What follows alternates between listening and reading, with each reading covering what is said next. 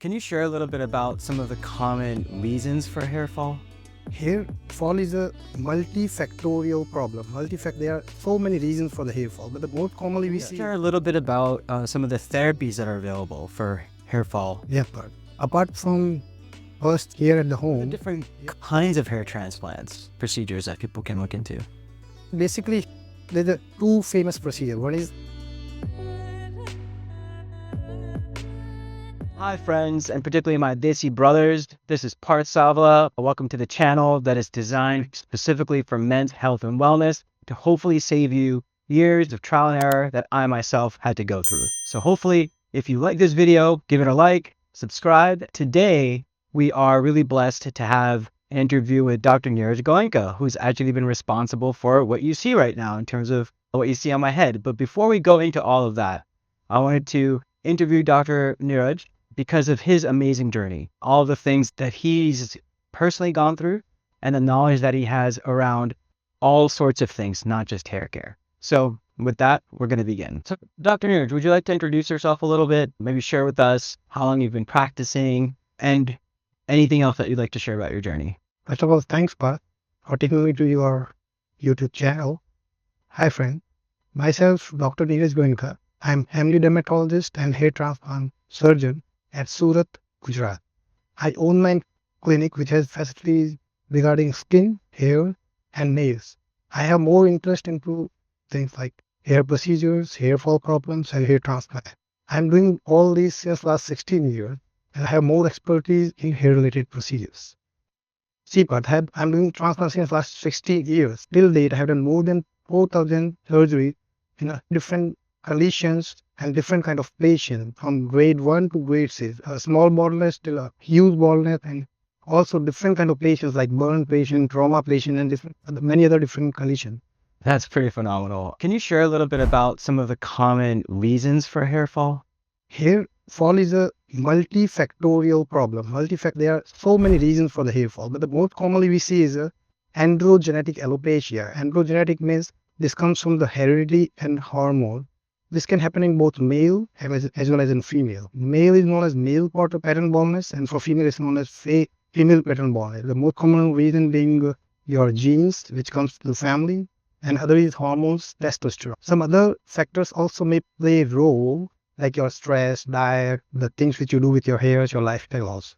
Other common problems we generally get is, one is telogen effluvium, which is stress related. When something big goes with your body, like you go to surgery, pregnancy, some trauma, some accident or some major illness, after few weeks, you get huge hair loss that is known as telogen effluvium, but that recovers with time and with the proper dieting and proper doctor consultation. And other common problems are alopecia areata, that is patchy hair loss, that is autoimmune condition. And there are so many other things also. Like it can be due to infections, it can be due to trauma, it can be due to surgery, some hormonal issues also. But these are the common problems is like androgenetic alopecia, telogen effluvium, alopecia areata, all this. It's really insightful what you mentioned about life events. So many of us men or brothers go through heartbreak early in life.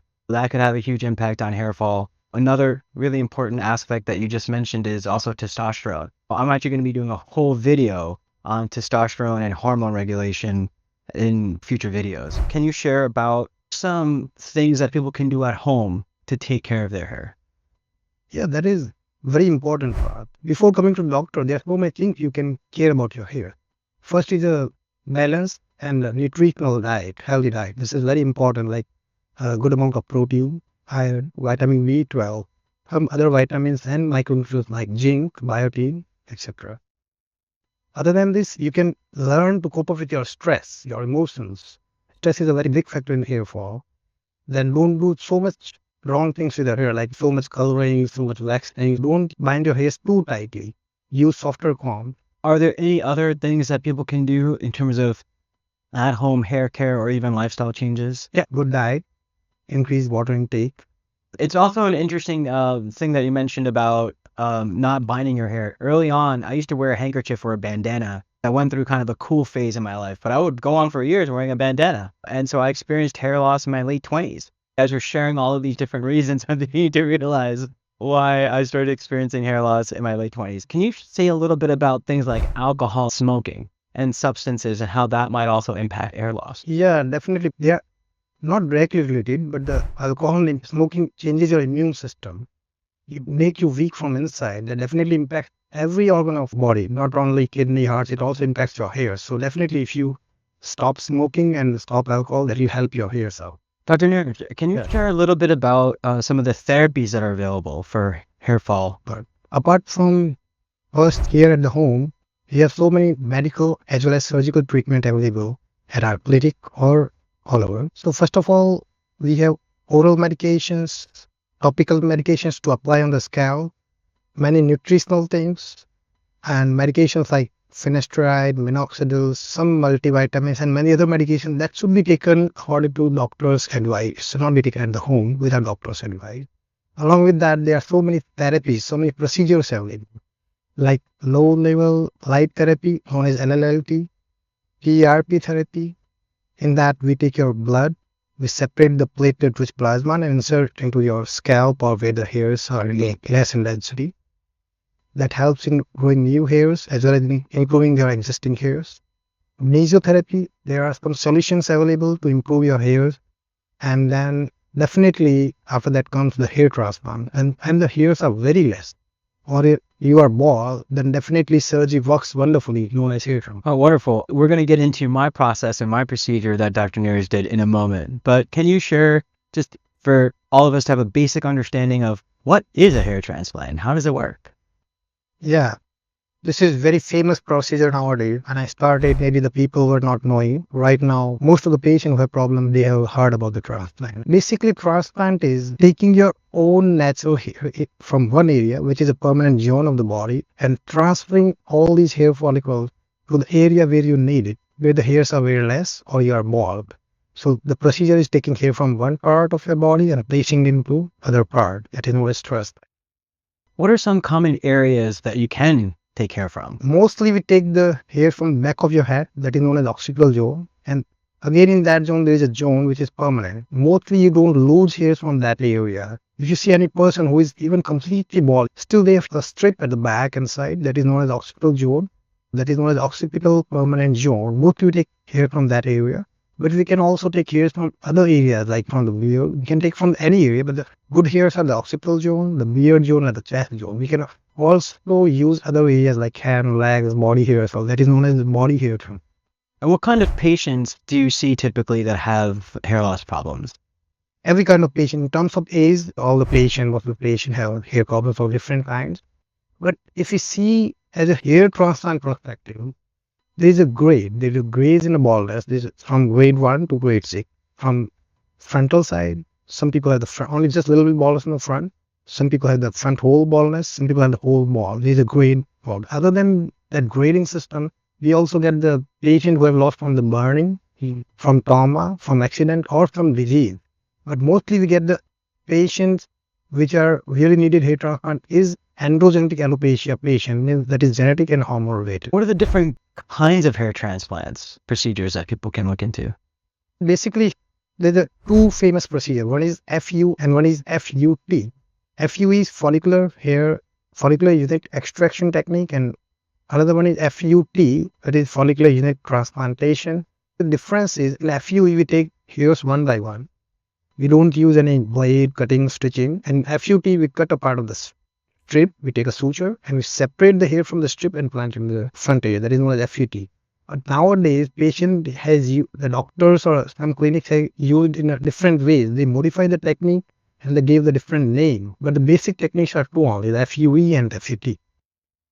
Wow. And for all y'all references, if you haven't seen my part 1 or part 2, you should definitely watch it because Dr. Niraj and his team did 8,500 follicles using the FUE procedure on me. And all that's detailed in my first video. Yeah, I must say, Parth, this was one of the biggest transfer I have done in one go.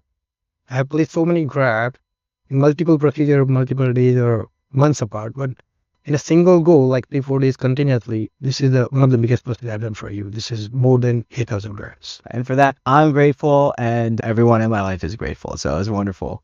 Can you share a little bit about after the hair transplant? What are some side effects, precautions? What can people expect? After the surgery, we give some precautionary measure to the patients, like They should not touch the area what we transplanted.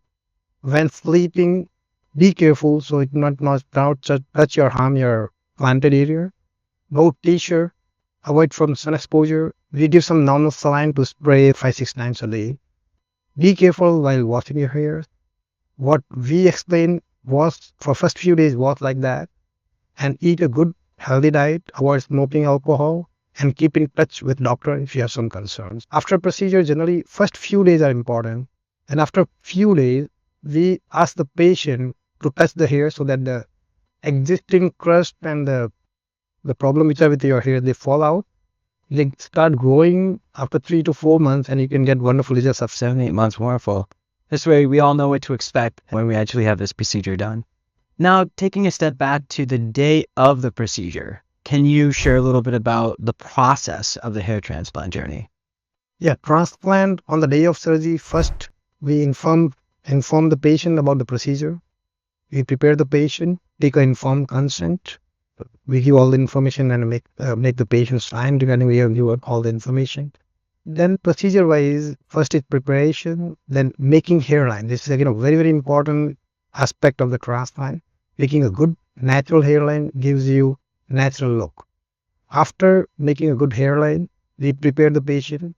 Most of the time, we need to make patient bald, trimming the hairs when the area is really the big one and you need more hair to run. So you need to make a patient bald, male, not female. Okay. Then comes the numbing. We give the local anesthesia. Just this is a little bit of painful part of the procedure, but we try to give less pain possible. We just make a few pricks to the patient, few pricks at the front and few pricks at the back, the donor as well as the recipient area, and then comes to the three important procedures. After preparing the patient, we do the three important procedures. One is slit making. Slit making is we make a hole into the scalp where we need to put the hair. That is slit making procedure. Then extraction. We take the hairs out from the donor area. We need to take from like the orbital or beard or the body hair. We take out the hairs one by one. That is FUE procedure. Then comes the implantation. Implantation is we put what we took out the hairs, we put into the slits that we made previously. So that is extraction, slit making, extraction, and implantation. And the procedure is done. We check everything is fine, then we dress the patient, and immediately after the procedure, patient go to the home. We just give some precautionary measure as I explained earlier, and then we tell the patient to go home. And generally, we call the patient after 24 hours or next day, clean and check everything. Generally, after the procedure, we tell the patient that first 24 hours, he should be careful and should not do too much of the hasty works or take a break from job or work. But after 24 hours, he must be very fine. He can go for his job, work, he can do his own duties and everything. And I must say, your team was amazing. I almost even fell asleep a few times during the procedure. To that level, I didn't even feel the pain. And then when I was awake, I actually saw the team actually cleaning follicle by follicle. That just deepened my trust and my confidence in yourself and your team. This is definitely a teamwork. This is a very long procedure. It generally takes 6 to 10 hours, depending on how much hairs we need to. This is not only a doctor's job. If you have a good team and a good doctor both, it gives wonderful results in terms of result as well as patient's comfort. Okay, so good team, good doctor, good work. Transplant is amazing. And even when I came a week later, and you'll see this in my second part 2 video, even when they cleaned the head, one of Dr. Niraj's team members, she was so gentle. When, again, you're working with a doctor who knows what he's doing, so find a trusted surgeon. Secondly, with a team that is just amazing, you're able to get in and out and feel really great within a short period of time. Again, hats off to you and your team. Thanks, Parth, for appreciating our team and our work. You are a good patient. You were a good patient. You were very patient. No complaint, nothing. Good patient, good work, good doctor. Hi, mere desi bhayo and friends. I hope you enjoyed part 1 of 2 parts of my interview with Dr. Niraj Goenka. If you found any of that helpful at all in your consideration of getting a hair transplant, be sure to like and subscribe to my channel for further updates on men's health and wellness. Be sure to check out part 2 and the whole playlist of my hair transplant journey right here. See you in part 2.